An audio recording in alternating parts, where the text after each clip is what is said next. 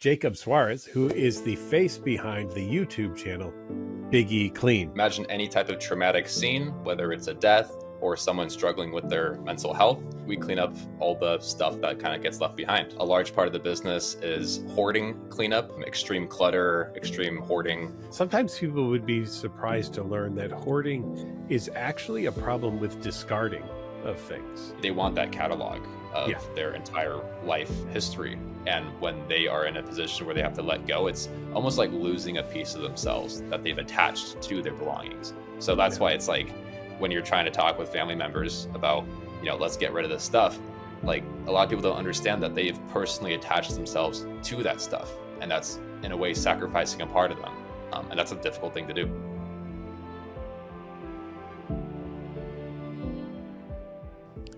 You've probably heard of OCD, but I bet you don't really know that it's a condition that impacts 1 in 40 adults in the United States. Obsessive compulsive disorder is more than about just cleaning and organization. It causes intrusive, persistent, sticky feelings and thoughts and images that can seize on any topic, from romantic relationships to illness to spirituality, and really anything that matters to you.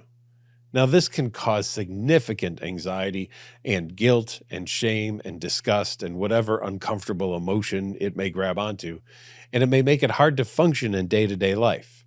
If this sounds familiar, know that you're not alone and help is available.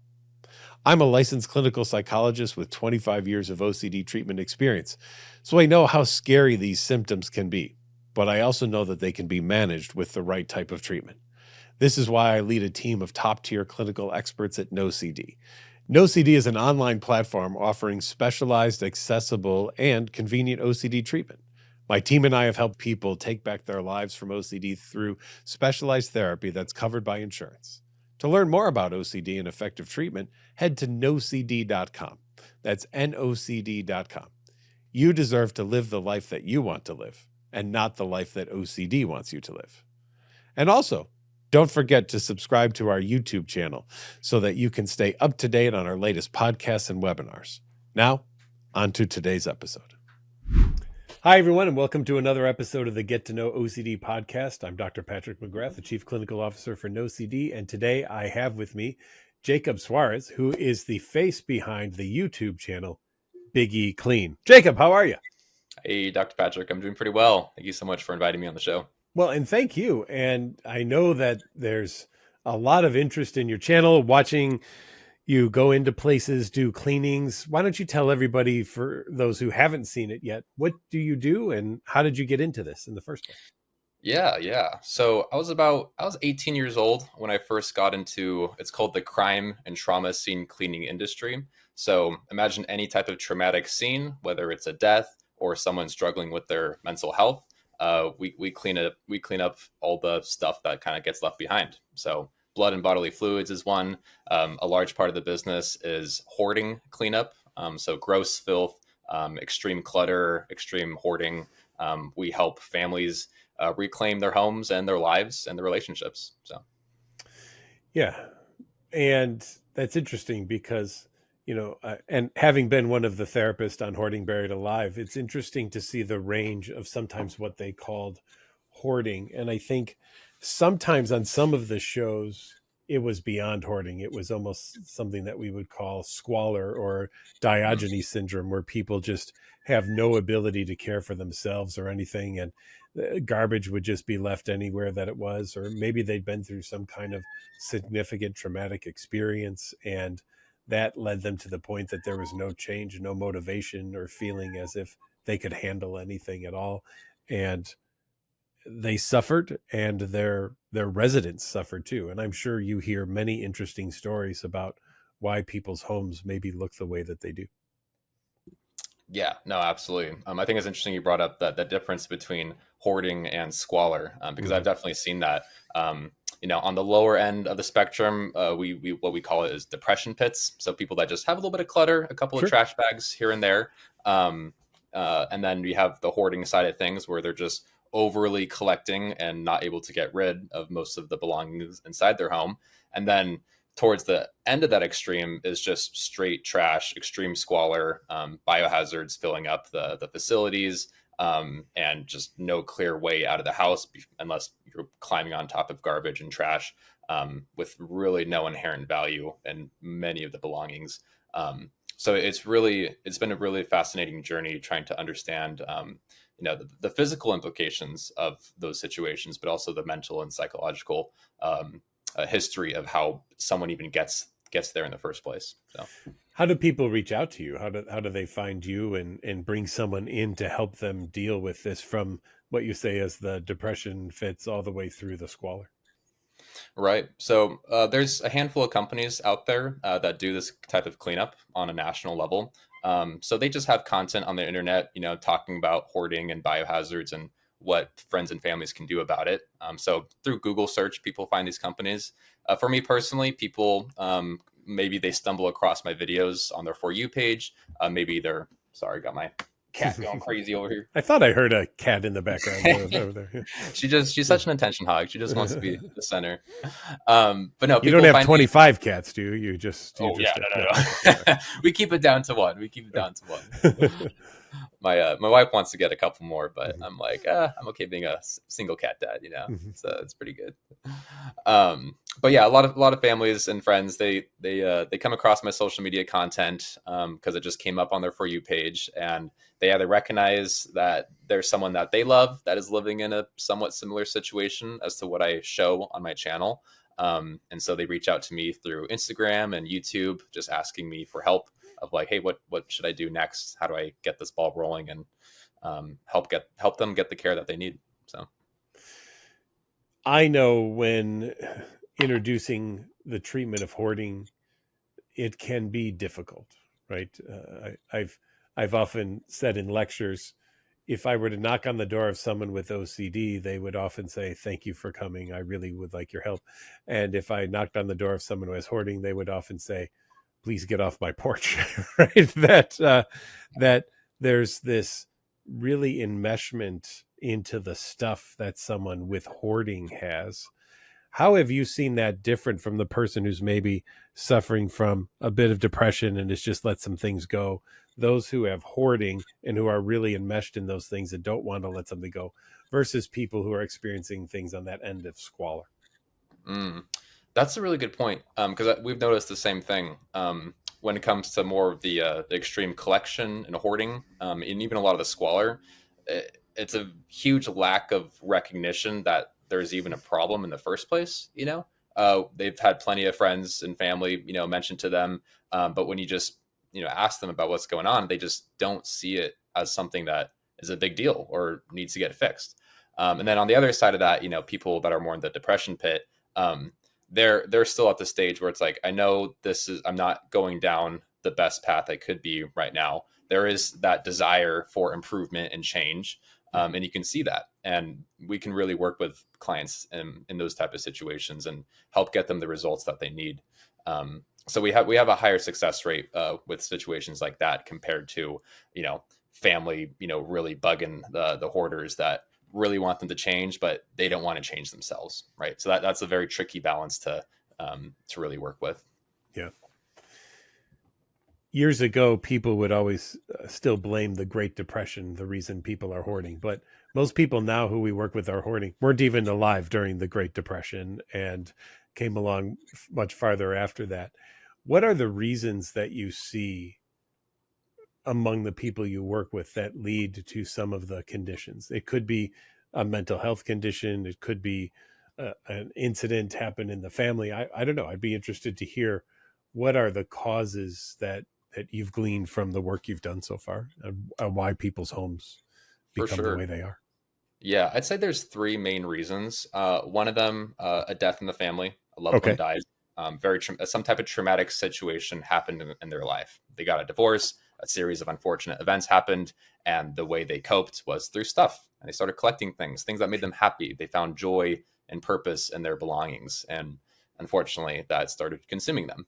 Um, I'd say the second one, maybe not as common, but sometimes immigrants that came from poorer countries hold Mm-hmm. on. Now that they're in a wealthier country, they hold on to whatever they can, because Sure. before that's what they had to do to survive. Okay. Any quality stuff you had, you kept it around as long as you could, because that's just the way you did things over there. So trauma, immigrant hustle, and then the third one being COVID. The amount of clients we have Hmm. that reference COVID as when things started going south for them is astronomical.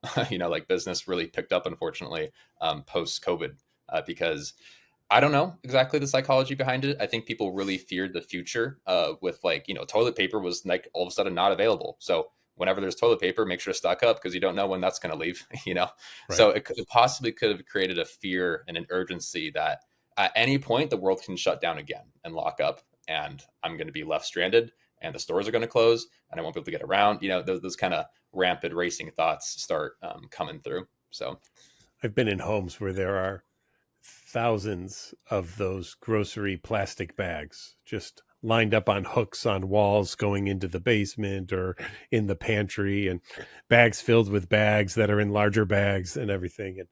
And just the idea of getting rid of one bag can be overwhelming to someone who will think, but I might need that. I might use that. I'm sure you hear a lot of excuses from people as to why they want to keep things or hold on to something that most people would probably look at and think, I don't see the value in that, or that looks like garbage to me, something like that. mm. What are the things you hear from people about why they want to hold on to and maintain things?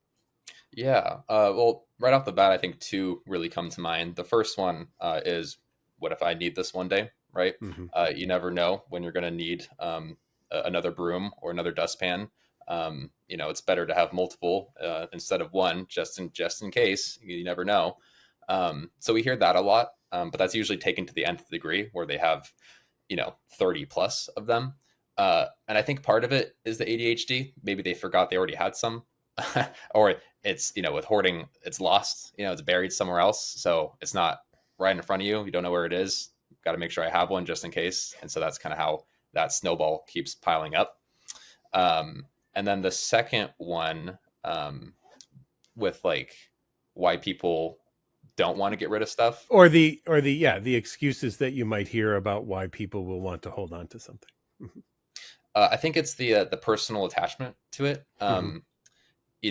This this hanger, whatever it is, could have been used for this kid's art project, or I Yeah, remember raising my kids with this game. Even though they haven't played it in 20 years and they're adults married with kids, I am holding on to this piece because it brings me back to a time in my life where life felt simpler and happier, and I was with my kids, and stuff like that really kind of grips a lot of our clients, and it's really hard to let go. And I kind of get that when you sure. have such like a personal affection and joy with a certain item that you remember fondly. It's like, why would you let go of that? Like, Yeah.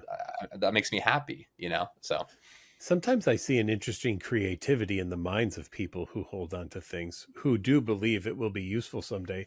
It wasn't on one of the shows I did, but I remember watching one a colleague of mine did, and the person wanted to donate a broken frisbee to a school, and in the explanation why, it was, well, it won't fly anymore, but it could be cut up into little pieces, then it could be glued onto a piece of paper, and then that could be made to look like a mosaic or a stained glass window. mm, So why wouldn't they want the broken frisbee? Because look at all the potential it still has as an art project. So when you mm, said the art project about the hanger, I was like, oh, I've heard this one before, right, actually. Yeah, that's yeah, not yeah. uncommon.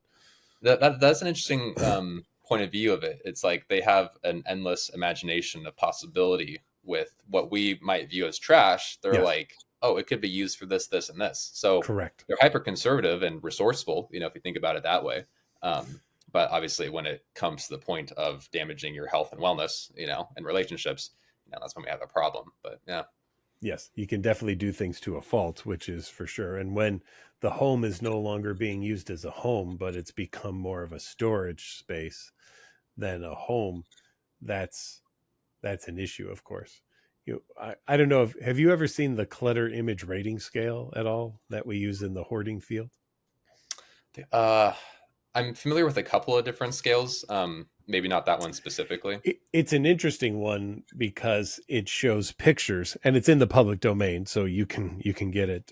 And if anyone is interested, you can even go to the International OCD Foundation website in their hoarding area. It's right there. But it shows a level of 9 pictures of different rooms in people's homes, and every picture has more and more stuff in it. And when you get to that level 4, that's when it meets hoarding. When you can no longer say go into a bedroom and not get to the bed without stepping on all sorts of things, that then hoarding really comes into play. Or when the paths that you have are yes, there are paths there, you can touch the floor, but the stuff around it is so high that you couldn't even walk off the path, then you're thinking about hoarding and those types of things. So if you haven't seen it, I think it'd be interesting for you to think about this is how we compare the pictures or the being in the homes of someone with what we're using then as cutoffs in the field for deciding if something's hoarding or not. Interesting. And that's a 9-level scale. 9-level scale, yeah. Anything Interesting. 4 or above, you're like, okay, this is going to definitely be in the treatable world, right? Okay, Yeah. nice. Yeah, I'm fairly familiar with like a 5-point scale. I don't know who made it, Mm-hmm. but I'm used to like categorizing things on 1 through 5. Yeah. Level 3 and higher really being the main things I document and help clients with. Yes, absolutely. There's so many scales out there. The thing I just happen to like about that one is you can literally look at that picture and make a comparison of here's how it matches that kind of thing. So that way, if anyone's out there and you're maybe kind of wondering yourself, how does my house compare? There's a quick, easy way for you to take a quick look and see, Right, right. maybe I would need some help. Now, Yeah. do you get people who are calling you because they want help? Are people mandated to have you come in the home? How does that experience work? Hmm. I have heard stories of other colleagues in the industry who do get called out by like the health state Yes. inspector, right? Mm-hmm. And they're like, "Hey, this needs to get dealt with." They really don't have another choice. Mm-hmm. We do have like the housing commission. Come on, baby. Hello again, kitty cat. uh, we have the housing commission, so they work with a lot of the homeless transitional programs, from getting people off the streets into semi-permanent housing. Mm-hmm. So they call us out for a lot of projects that just kind of need to get situated and keep the integrity of the home intact. A lot of social workers will reach out to us as well for their clients' needs, because they just have really struggled with taking care of themselves, and their home is now a health hazard to them and their roommates. And then naturally, just concerned family and friends. Sometimes neighbors will Mm-hmm. reach out to Mm-hmm. us, and it's like, we really can't do anything here. Like, if you want to get Right. us in with the family, go for it. But you'd be surprised how many neighbors just get really pissed off by their Oh, neighborhood. 100%. Yeah, I hear it a lot. Yeah. Yeah, yeah. But yeah, I think mostly a lot of family, a lot of friends that are concerned over their loved one's health are the ones reaching out to us. Mm-hmm. We have some clips, I know, and I thought it would be interesting to take a look at some of the work that you've done and talk about what some of those cases are like and how we in the hoarding fields might even approach some of the work too. I mean, I think it'd be a very fun back and forth for us to take a look at, from your point of view of cleaning things out to what we see. How do we compare and contrast our reactions to certain things? So it sounds kind of Yeah, fun to me, actually. absolutely. Yeah, that's a great idea. Yeah, let's do it. All right, Cynthia's in the background there. Hi, Cynthia. Let's roll that first clip and let's see what we got. Feel like this, where you're just in a pit and you're sinking and it feels like there's no way out. Look, man, mental health can really freaking suck, But honestly, it's never too late to receive help. And so that's why I'm really proud of the client we have today who reached out to me and my team to go take care of him and get his home back to a safe, sanitary condition again. It's a really intimidating and scary first step, but once you get through it and you have a clean home again, you'll never regret it. Oftentimes, our environment is a pure reflection of what's going on inside our mind. So that's why just having that fresh start in our home is a great catalyst to getting your mental health back on track. Luckily, the client we're working with today is very okay with letting go of a lot of his belongings. So that's not the case every single time. This client really did his homework, so we're ready to get moving on this. Yeah, so with projects like this, Mm-hmm. luckily the client we had, like, we were, as we were going through the project, we saw, buried in treasure, like workbooks, Sure. and hoarding, like mental health workbooks as well. So Yeah. he was actively working on himself, which is Hmm. such a good sign to see. And that's really when it's worth having a professional company come in to help get to that next stage, is when you're actually mentally ready for Right. what's about to happen Right. and have the ability to continue forth and keep the home clean. Um, you'd be surprised how many people go back to the way things were just a year, 2 years after a full scale cleaning has been done. Sure. So with this project, it was a really awesome client, really ready to go and take care of himself, and knew exactly what he wanted to keep and what was ready to be thrown out. Turns out he realized he didn't need all that stuff that he had. Yeah. In some parts of the room, it was going up to the ceiling, like in the bathroom. And so we were able to reclaim parts of that home for him. And there was a lot of rat activity as well, unfortunately, with a lot of these type of projects. And so we're able to disinfect that, because that when you get rat feces and rat urine, really starts hurting your lungs and Yeah. just Hantavirus not good for your health. possibilities, things like that. Yeah. Right. Hmm. Yeah. So that was a really great project, and he was super grateful at the end of it. So And in that situation, just seeing that a little bit, it looks like we have kind of a combo, right? You've got definitely some hoarding. I see lots of packages from Amazon and things. So probably doing some shopping therapy, finding new things. You probably find things that still have tags on them all the time, I bet, oh right? yeah, The thrill was in the purchase, but maybe never it was actually used or consumed or anything like that. But it looks like, and again, this is just armchairing here at the moment, but maybe some squalor conditions there too. It looked like a lot of garbage that was just being left in places and wasn't being taken outside to the trash bin or anything like that. yeah. No, there's another video for that project where it was just the bathroom, and the bathroom was filled all the way up to the ceiling with just garbage. And he's like, "Yeah, everything in there can just go." So it seemed like a lot of the garbage, was first filling up the bathroom, and once the bathroom got filled, it started pouring over into the living room and other parts of the home. And so yeah, it was big time like squalor type of conditions. Yeah, And unfortunately, the person had a dog, and the dog wasn't, got used to that type of environment, and was urinating and of course. pooping all over the house. And Yeah. so situations like that really escalate quickly when you don't get the help that you need. And so luckily we got it before the property got totally destroyed. Right. And progress is able to be made. It's interesting asking people sometimes, how did it get to this point? And I describe it very often kind of like your hair growing. If you get a haircut today, you're not going to wake up tomorrow and say, wow, my hair grew a micromillimeter overnight. But in a few months, you might say, geez, I really need a haircut. And I think that happens in a lot of these homes too, where I might just throw something and the garbage can is full and I decide, Mm. I missed the garbage this week. I'll take it out next week. And slowly and gradually there's seems to be less and less volition potentially to try to actually do something that's helpful in this situation. And it's potentially easier, or at least it feels easier, but depending on the mental health state, to Mm. just overlook it and not have to deal with it, because then it's just another thing in my life that I have to do. Do you hear these That's types of things? I do actually. Yeah, especially that it's just another thing to do. Yeah. I think time blindness also plays a role in that, where Mm, people just don't recognize how much time went by since the last time I took out the trash. They just didn't think about it. that's Um, interesting. I like that. Yeah. Hmm. yeah, Yeah. yeah. I've noticed ADHD as a common, Totally. self-diagnosed comorbidity with a lot of these situations, where they're just kind of going off from task to task. And oh yeah, they thought about doing it, but as they were getting ready to do the task, they saw this other thing and got distracted, and the main thing they set out to do never got accomplished. Which sucks. Like I've got ADHD. Like I kind of get that, like getting swayed from your interests and your passions and the racing thoughts, and nothing. Sometimes it feels like nothing actually ever gets done.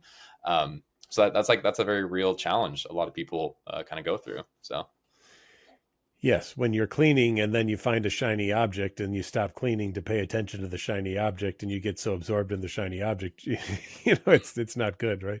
yeah, Or yeah, and like, oh, I was looking for this. That's where that went. Oh, let me go put this where I know I should keep it. And then you get to that stage, and you're like, oh, what's going? yeah, Tough, or tough. the irony in that one we showed the clip of that, you found buried in those things, the buried in treasure book about hoarding was buried inside of the things that was going on, right?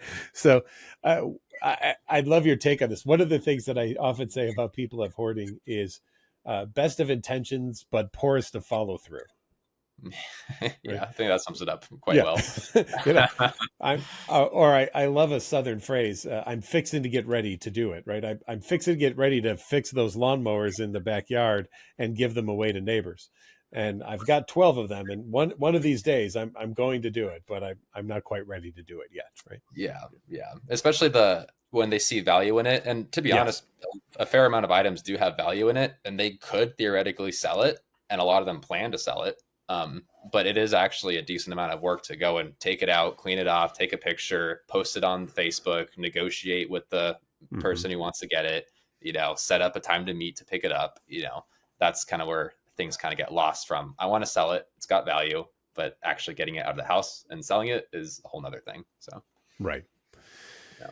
Yes, it does take a lot of effort. And I've been in homes of people who have done everything to get ready to sell all of the stuff other than actually post one thing to sell, right? It's all this prep work, but never the follow through. And even in that situation. Yeah. Yeah. How about another clip? Cynthia, we've got, it looks like buried in cash. Oh, well, who wouldn't want to be buried in cash, right? I don't know. Right. Yeah, but let's see what this one looks like.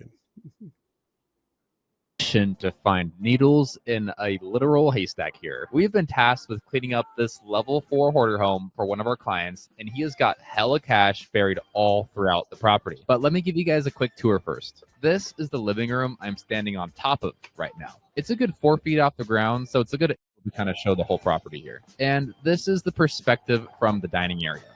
This is looking pretty deeply buried. And over here to my right is the kitchen. And it looks like we've been cooking up some frozen Marie Callender meals for a while. So this is going to take some time to get to because it's easier to load the dump truck properly. Helps a ton if you're trying to reduce the amount of dump loads you want to take. And since I may have underestimated this job, that's going to be really important to minimize dump loads as much as possible. Ooh, one thing I forgot to mention here about the client. Basically, he doesn't live here anymore. According to the neighbors, he apparently hasn't been around in over a year. Poor guy ended up in the hospital, which notified the kids. And when the kids came out to the property, they were shocked. This is the house the kids grew up in, so it was super trippy for them to see the condition of it. They had no idea it had gotten this bad. Yeah, no, this was definitely quite a large project, and one of the first ones I did out here in Southern California. That was kind of really my own shot at doing it, basically by myself, leading it from beginning to end. And it was a big learning experience. When you go into a property like this, to give an estimate of how will this get done, there's only so much you can see.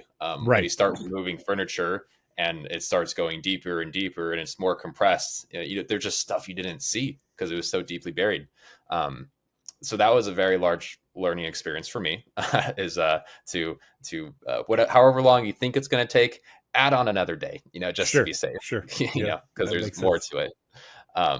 But yeah, no, this was a full get it done type of job. We removed everything from the carpet, all the trash. And then the cool part was just actually finding a lot of the valuables inside the home, from straight up cash just lying all throughout the property, to, very expensive AR rifles and family heirlooms and things like that. So it's like, obviously there's a lot of trash, but there's also things that the family really cares about that we find for them. So that was a really interesting project. Do you ever work with, say, an auction house or something, so that if you do find things of value, they can take it and they could help the person with selling it? Has that ever come up? Yeah, we worked with some estate planning committees to basically get that done. Really helpful for the family, so they don't have to go and put it on Facebook Marketplace themselves, and go through all that hassle. We did a job not too long ago where the guy had tons and tons of tools, really expensive tools, and we just set up a garage sale while we were doing the project, and we just had tons of neighbors and people coming over to go buy off the tools as we were going through the project. So it was really efficient. Family made like $8,000 just from selling off tools, and it just made everything go by way faster. So, yeah. In this case, I thought it was interesting. You described how this person's in the hospital, the kids come to the home and had no idea that this was going on, that it was kind of a family secret or something. Do you see that a lot where Mm. people have just maybe alienated themselves or have come up with excuses to not let people come to their home? It just grows and grows until there's an incident like a hospitalization or something, and then suddenly there's this lifting of the curtain, and oh my gosh, what is going on here? Yeah, I'd say that's probably one of the most common reasons we get called out for projects of this scale, right? If it's at this point, usually the parents aren't letting the kids inside the house anymore. They haven't let friends and family inside in years. And so it isn't until a near death experience where you're right, the veil does get lifted, and the reality starts to set in, and the kids are kind of tasked with where do we go from here? Mhm. Um, and so that's kind of how the situation panned out. And we worked a lot with just the kids and the extended family members to get the property back into sellable condition. That's what they ended up doing with it, is just selling the property and getting the dad into treatment. So That's great.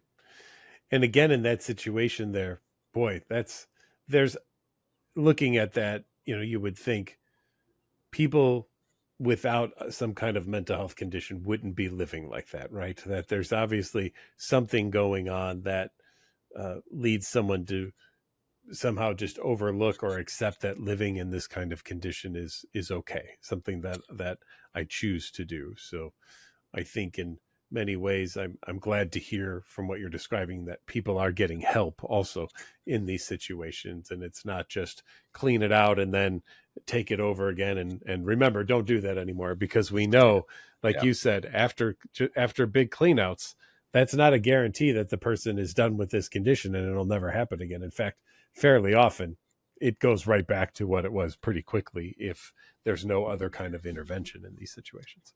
exactly. Yeah, no, 100%. And we always try to be really on top of that when we're going through these projects, being like, hey, obviously we can do the clean out, but let's look, what are your long-term goals here? What do you really hope gets accomplished? The cleanup is one part of it, but it's Yeah. part of a larger vision you have for the future. And so what can we do to make sure that that vision actually, ends up happening and, staying true? So, Yeah, and that's what I loved about doing the shows, because they would have me come in and I would get things started with them. We'd get them either set up with a local therapist or also with a professional organizer. It, mm, I always worried people thought maybe those shows were like, okay, we're leaving now, and then it's up to you. We really, at least on Hoarding Buried Alive, we really did try to make sure that people were set up for success after we were out of that situation, because I had to, fly back home or go back to the other job and things of that nature. And right. and so really helping people start to implement that cognitive behavioral therapy for hoarding is really helpful. And you mentioned some good manuals, things that we use like Buried in Treasure or Stuff. These are some nice readings and manuals for people to utilize to really help them get through the hoarding that they've experienced, and recognizing too that it's not just the person who has the hoarding, it's also the family that gets involved in this situation, because that one person probably due to the size of the home and the things they have is not going to be able to do that on their own in any foreseeable amount of future. There does have to be help that comes into these situations. Oh, Obviously yeah. you brought a crew into this home. How long, just so people understand, how long does it take to clear out a home that filled with stuff? Yeah, so I mean, we knocked it out in about 4 days. It was about Four about eight, days. Yeah. yeah, Hmm. 8 dump truck loads full of Hmm. stuff. Yeah, the bathroom there was pretty tough to deal with. The items on the floor, the clothing there was just stuck to the floor. Yeah. I was trying to use a shovel to pick it up, but just from the years of mildew and fluids, it just got stuck to the floor, and it was really really hard work to get it lifted up. And Yeah. the toilet there, had to get removed. Oh yeah. Totally. A lot of it ended up getting remodeled at the end of the day. But yeah, it took about 4 days to just take everything out, take the carpet out, and to clean it enough to where construction crews could come in and feel safe enough, to Let's do the talk work. about safety. You're wearing full garb here. Describe to us your going into these situation outfits and what you're wearing there for people to understand. Oh yeah, yeah. So yeah, these hazmat suits are great because they will protect anything from getting onto your skin, any biohazards, fluids, bugs, those sort of things. If you don't have that on, like you'll be scratching all day from all the bed mites and cockroaches crawling on your skin. It's really not a good time.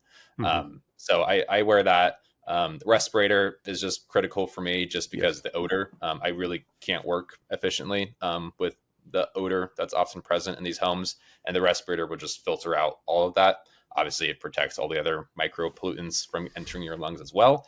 If you're out, digging through trash, all that dust is getting up in your face. Like you Hmm. want to be able to breathe clearly.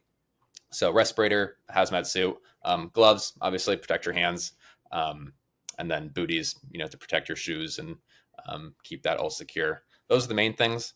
Some people wear goggles if they're really working with like hazardous chemicals or really getting their face deep into, like a toilet area. But yeah, so that's what I usually wear. Yes. Stay safe. There were times that I would put rubber bands around the bottom of my pants, like you said, to prevent things from crawling up the leg, and your safety as a helper coming into these situations is essential. Some people are worried, well, will it be offensive to someone if I wear a mask or something? It's like, and I tell people all the time, your health and your safety is paramount in these situations. If you go down because you go into a situation and there's mold, and this person is just so used to it that it's not, they're just living with it, but it's introduced to you and it brings you to be very sick, then you're not being helpful to that person anymore. So it is okay to take protective measures. Right, exactly. And if you're doing this as a career, like you You want to be have able to. to do it somewhat long term, like you have to do that. Otherwise, you're going to get sick. You're going to end up catching something that really puts you out. And it's just a quality of life thing, So Right. it's 100% worth it. Obviously, it's uncomfortable. No one likes sweating in a hazmat suit all day. Getting 20% less oxygen because of the respirator, but it's hard work. It's really hard work. Yeah. But the safety is just so critical with just actually enjoying your life long term from this career. So Yeah. yeah, I'm yeah, assuming one of your first moves is open a window whenever you can, right? right, yeah, In these yeah. homes. Yeah. Get Uh-huh. get those windows open, get those fans rolling. Yeah. Do what we got to do to get that stale air out of there. Because even the ventilation systems in the home don't really work anymore because they're filled with dust and everything, and they're probably covered in many places anyway. So it doesn't matter how hard they blow, it's going right into something that's on top of it anyway, right? Yeah, yeah, Mhm. no, exactly. I think we have one more clip, and then I want to get into a little bit just for our audience to talk about hoarding, what it is, how we treat it, and a discussion from your end about what it's been like to interact with people who have hoarding as well. Yeah, absolutely. This is what a level 2 hoarding home looks like. And today I'm going to clean it up for this person that lives here for absolutely free. Why? Because everyone deserves a happy, clean place to call home, no matter what. So with projects like these, it can often feel too overwhelming to even start. But having done this for a few years now, what I realized is that you just got to pick a spot and just start going. You pick up pace the further in you go, but if you watch how I'm doing it, I'm literally analyzing everything and checking in with the client to make sure if it's a trash item or a save item. That's a really tedious thing to go through, but it's an absolutely crucial step in building trust with the client and making them feel at ease. The last thing I need is for them to think that I'm just throwing all their stuff away. So in case you don't... Well, you hit it very right there about this idea that people with hoarding are definitely going to be watching you, and they're definitely going to be analyzing everything that you touch. They're also not only going to watch what you do with it, but what's your facial expression about it. And if you even sometimes if they perceive you go, oh, then they'll think, oh, you're out of here. How dare you think that? I love that thing and you just did that. So you really Yeah. have to have a poker face. I mean, I'm sure you've seen all of this, right? Yeah, no, that's crazy. That's so true with like how you react to things. They're Mhm. watching. They're always watching. What you're tossing into bags. They'll look through the bags after you put them to the side. Like they want to double check your work because Right. even the thought of potentially losing something that they really didn't want to lose that day will eat them alive. Yeah. So they have to go and make sure. And yeah, the poker face, like you don't want to offend them. So Probably. um, Mhm. you have to put on a little bit of a character when you're in there, and eventually you start to get used to it. But it is like one of the most critical pieces you can do to actually build trust. And once that trust is built, only takes half a day, maybe a day to get there. Yeah. The rest of the project is just so much easier because now you're actually speaking with them. Right. You're able to level with them to a certain degree on what's going on. And yeah, it's really good. Awesome. After a couple hours working on the bedroom, we got it from this all the way back to this. I just love the way this turned out, and it feels so much better in here. Finally, it was time to start work on the bathroom, and we really had to go double time on this one. But we got it done, and I'd say it looks pretty good now. Did a quick little pit stop at the Container Store to help organize the extra stuff. They had scrub daddies there too. Cool. I did a killer back workout with my Swiffer wet jet, and got the living room from this all the way back to this, so I'm pretty proud of that. So overall, I'm quite happy with how things turned out. In total, $6,000 and 40 hours of free labor was spent on this client to get their home cleaned up. I never in my life would have thought I'd be in a position to say that, but here we are, and it's all thanks to you guys, the ones who watch my videos. So to wrap up, we wrote a letter of encouragement to help them keep the place tidy, and did a little happy dance, and finally flew back home. Who was your partner in crime there? That's right. Yeah, that's my wife, Molly. Shout out to Molly. Yeah. Yeah, she's a real one for that. That was like, we did that right before we got married. So we're engaged at this point, and we did 3 cleanups for free for people around the nation. And she put the hazmat suit on with me. She put the respirator on and just jumped into it, feet first. And I always respect that, because it's not for everybody, this type of work. It's pretty tough. But she really has a heart for serving people, and getting these situations, back on the right track. So that was a really fun project that we did. I called it a level 2 hoard, because if you look at the level 3 scale, at least the one I'm familiar with, please, you're typically seeing a lot more, more clutter. A lot more of the floor is covered, and maybe you've got a walking path in there, but there's a lot more clutter. It generally goes a bit higher as well, maybe closer up to like knee length, with the height. You also have a bit more biological matter at times, and animal feces going on at level 3 as well. Level 2 is generally more able to be done by yourself, but this person had a really, really difficult time with organizing and just deciding with what to do with a lot of their items, and just kind of needed that extra help to get there. So that's kind of where we came in and was able to help get that place restored. I spent most of my time on like the clutter removal and the cleaning side of it. So it was actually my first time really trying to get into the organizing side of things. I wouldn't say organizing is my strong suit, but I think the final product ended up looking pretty good at the end of the video. So I was pretty happy with it. I think it looked great, and you should be proud of your work. That's for sure. Appreciate it. So let's talk a little, just for those watching and who might be interested, what is hoarding? And I think sometimes people would be surprised to learn that hoarding is actually a problem with discarding of things. Now, you can have hoarding with still acquiring things, but a lot of people, I think, focus on the acquiring and think about all the stuff that you're bringing in. But you could be a person who has hoarding and not acquire anything anymore and still have hoarding, because your home is so full of things that you're not getting rid of. And that's where the implementation of treatment really has to come in. How do you help people remove items from the home and discard them, so that the house can become a livable place again, instead of more what might appear to be to some a storage unit, or I've heard lots of other descriptions too. And we want people to be able to have that house that they can walk around in, they can have guests over, they can cook in, and that home that is also free of vermin and bugs and molds and those things too. Now, the signs of this, you probably see a lot of these as well, and you've described some of them. There's the no one has been in that home for a long time. No one is allowed to visit that person. Or, interesting, the only time I really see them out very much is on garbage day, and they're walking up and down the block looking to see what everyone else is throwing out. And 9 times out of 10, they've got something under their arm, and they're trucking it back home to their house, hoping probably that it will be somewhat beneficial to them, or they'll be able to do something with it and give it away to others, right?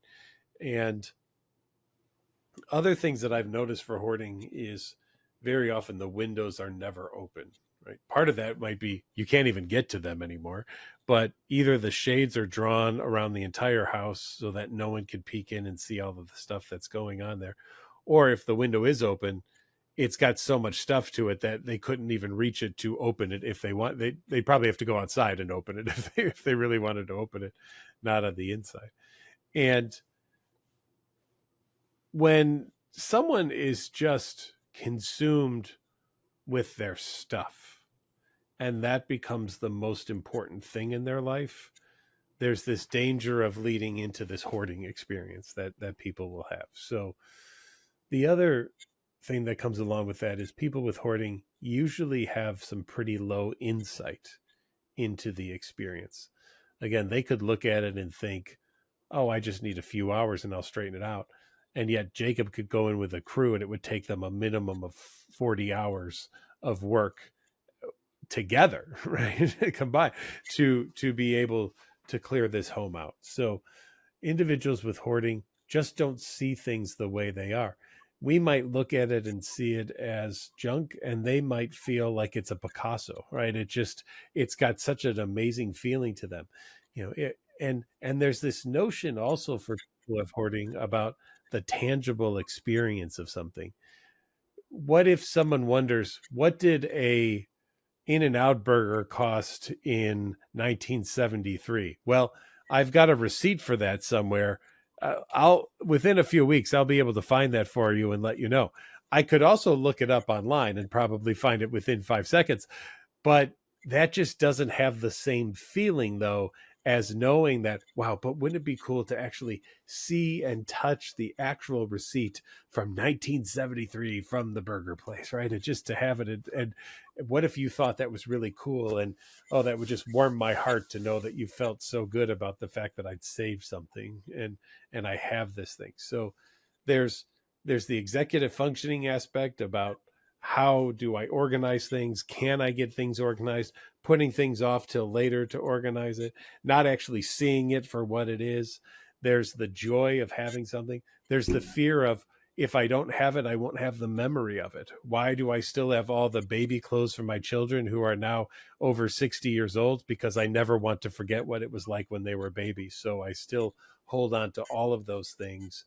And yes, they've been through 3 floods and they're full of mold and dirt, but I still don't want to part with them because I'm fearful that if I don't have them, then I won't remember them anymore. So many things that go on with hoarding like that. Jacob, are there others that you see as well that contribute to that hoarding experience?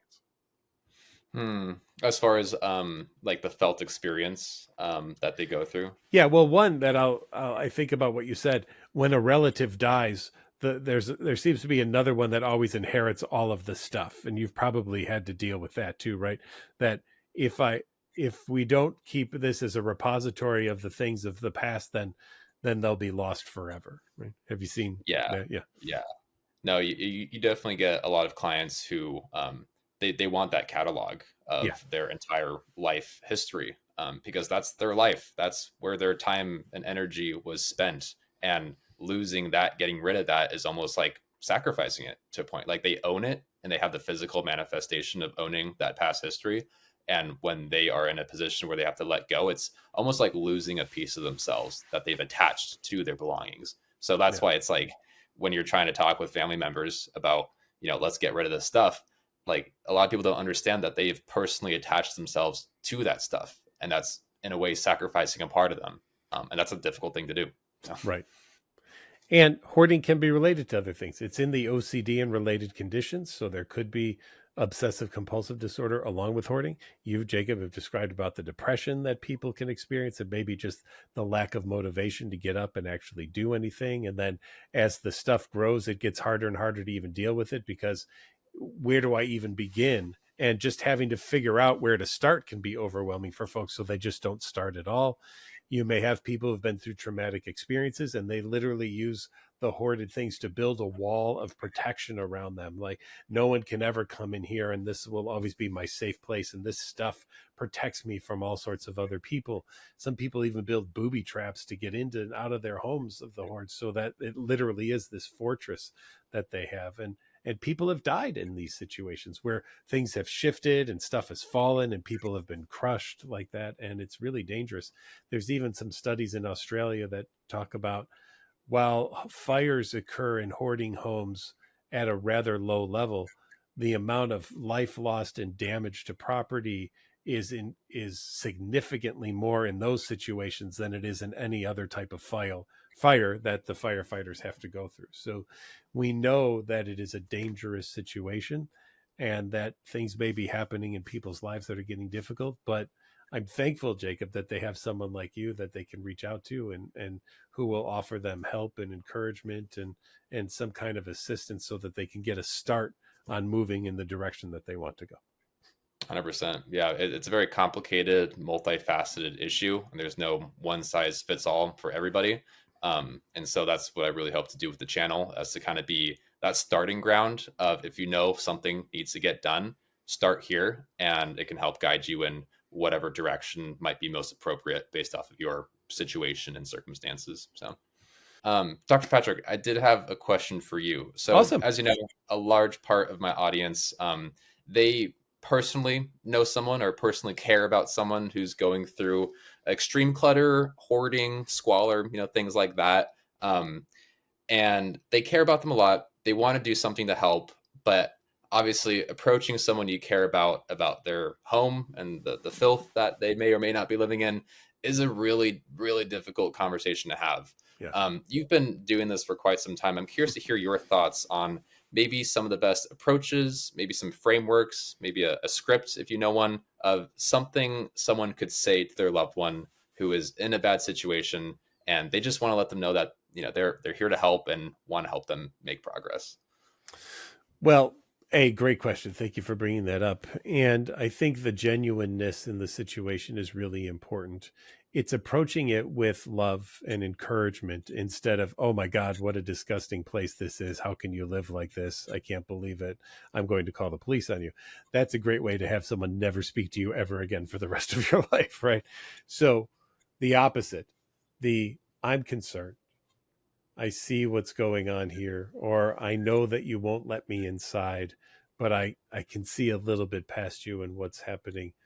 I want to help. And maybe it feels overwhelming, maybe it feels embarrassing, but I want to be sure that you're living the life that you want to live and not feeling overwhelmed by hoarding or any other potential things that are really getting in the way of you being able to flourish. I remember us going out and doing things in the past and what it felt like and how much fun we had. And we don't do that anymore.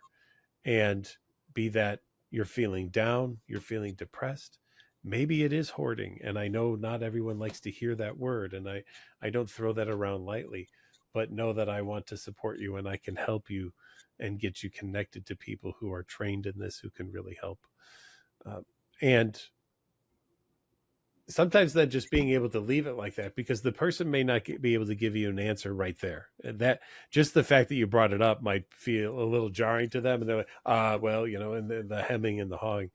And so to say, you don't have to decide today, but know that I'm going to keep making sure that things are going to be okay here, because I wouldn't be a good friend or a good spouse or partner or cousin or whatever if I didn't make sure that you were okay. Mm. Yeah, I love that. I think that's a really good way to approach something like that.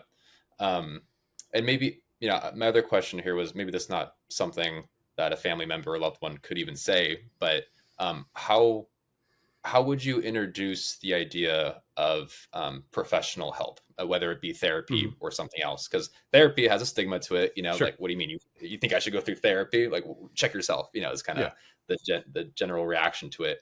How do you generally, how would you suggest people kind of go about that? I think that you could say something along the lines of, if you're willing and able to let me try to help, I'd like to see the house. I'd like to come in and try to assist you. And if that you are willing to go in and work with the person, do a few days of that, right? Or a few, not like full days, but you come in, maybe you work for an hour, you see the amount that you've done, and you say to them, if we stay on this pace of doing this for an hour a day, and this is about how much space we get through every day, looking at the size of your home, this might take about 4 years for us to get, as long as you never bring anything in after today. I think we could do it quicker if we enlisted the help of other people who are professionals in this. And I know saying that may seem like I think you're crazy or it's just too overwhelming. Know that that's not the case. Know that I want what's best for you. And it's on me in the sense that I want to be the one who helps you find the person that is going to be the right person for you. But I don't think you and I alone are going to be able to tackle this in an amount of time that is going to be satisfying to you. And though it may feel overwhelming to bring someone else in, I will be there to be sure they're compassionate and helpful and that you are not overwhelmed by that situation. And all I need then as a therapist is a release from the person whose home I'm working with for that friend. And I can coordinate between the two of them. They can be my right hand because I could do this virtually. They could be my right hand person in the home who's helping me to guide them through the things that I'm trying to teach them about hoarding. I like that approach a lot. Having that extra support person, because that's usually the case. It's someone kind of enacting on the behalf of someone else because they genuinely care and love them. A lot of people in these situations don't care about themselves enough to want to get professional help, sort of thing. Right. But when they see a loved one being like, hey, I really care about you, like this is hurting me, I think having that teamwork is going to be really, really helpful with actually getting to see results at a decently fast rate and not over the course of years. So absolutely. We don't want to rush this, right? Because if we rush it, then we make mistakes. And if you make a mistake, like you said, throwing out money or a valuable, you've lost the trust, right? So I don't need to be heavy-handed coming into the experience and force the situation, but I'm always going to be nudging people to move forward because once I define the goal, which is I want my grandchildren to come over or I want friends to come over for dinner, whatever that is, I'm going to keep reminding the person about why we're doing this and what the goal of this whole experience is. Because there will be days where they're going to push back. Of course. Awesome. Sweet. I appreciate that. I think that's some really helpful insight for a lot of people kind of in this situation right now. So Jacob, where can people find you if they're interested in just A, seeing some of your videos, or B, even bringing you into a home to help them with some stuff? Absolutely. Yeah. So on social media, if you type in Biggieclean, Biggie clean, like the rapper, you'll find me on pretty much anything: Facebook, Instagram, TikTok, YouTube. You can engage with more of my videos there. And then on my social media bio, you'll see a website, and that'll allow you to get in touch with me, book time on my calendar.